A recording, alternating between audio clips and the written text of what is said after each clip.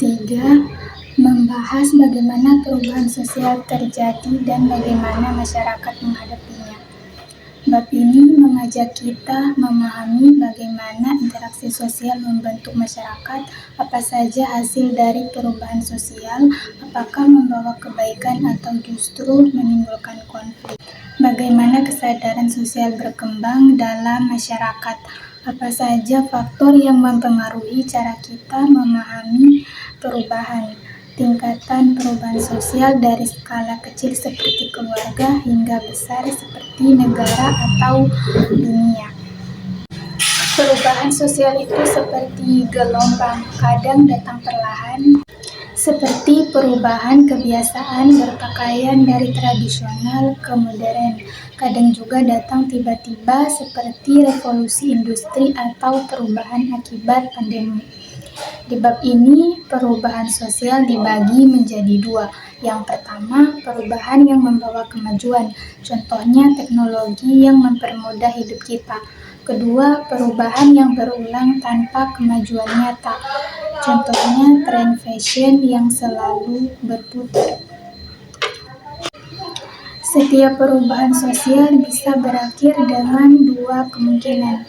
Pertama, integrasi sosial, di mana masyarakat semakin solid dan berkembang.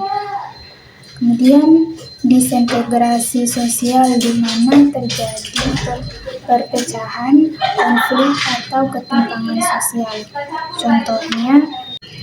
Contohnya teknologi internet mempererat komunikasi. Namun di sisi lain juga bisa memicu misinformasi atau kesenjangan digital. Kesadaran sosial dan faktor yang mempengaruhi. Kesadaran sosial itu seperti jendela, di mana seberapa luas kita bisa melihat dunia tergantung pada pengalaman dan informasi yang kita dapatkan.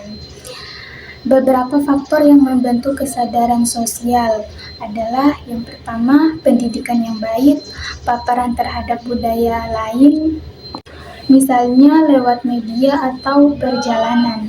Kemudian keberagaman dalam masyarakat, semakin banyak interaksi, semakin luas pula cara kita memahami dunia.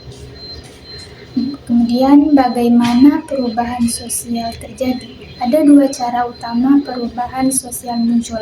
Pertama, secara spontan, di mana terjadi tanpa rencana, seperti perubahan pola konsumsi karena tren media sosial.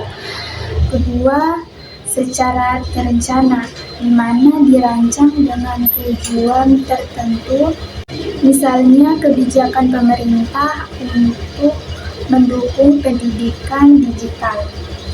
Selanjutnya, tingkatan perubahan sosial.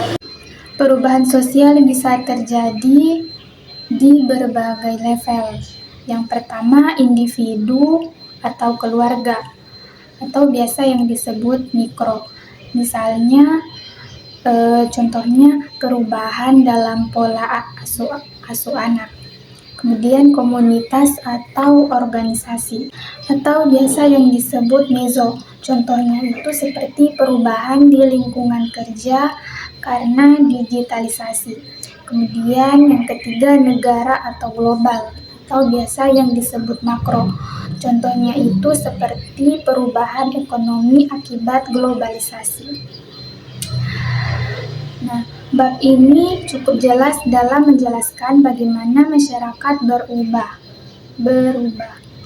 Apa faktor-faktornya dan dampaknya.